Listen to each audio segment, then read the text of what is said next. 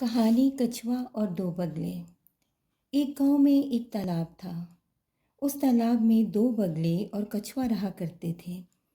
एक साल ऐसा हुआ कि बारिशें ना होने की वजह से तालाब का पानी सूख गया।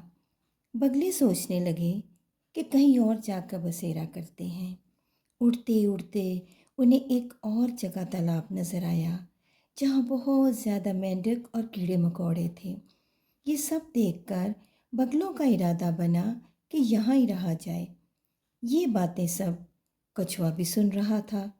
वो उनसे गुजारिश करने लगा कि मुझे भी अपने साथ ले चलो।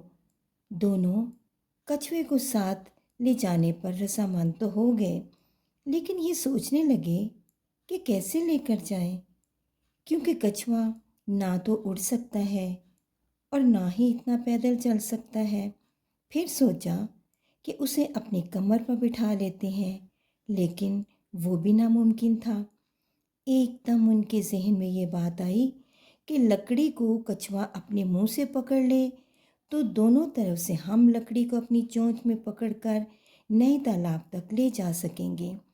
उन्होंने कछुए को कहा कि तुमने लकड़ी को मजबूती से पकड़ना और कहीं भी मुंह नहीं खोलना। कछुआ बात मान गया। अगले दिन दोनों बगलों ने कछुए को पकड़ा और आसमान पर उड़ने लगे।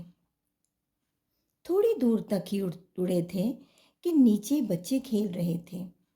उन्होंने ये सब देखा तो शोर मचाने लगे और पत्थर मारने लगे। कछुए ने मुंह खोलकर ये बात बगलों को बताना चाही तो वो नीचे गिर गया और ऊंचाई से गिरने की वजह से मर गया। बगलों को उसकी मौत का बहुत अफसोस हुआ। तो बच्चों, इसीलिए कहते हैं कि आने वाली मुसीबत का पहले ही अंदाज़ा लगाना चाहिए और उसका अच्छा हल तलाश करना चाहिए। जल्दबाजी से कोई काम नहीं करना चाहिए।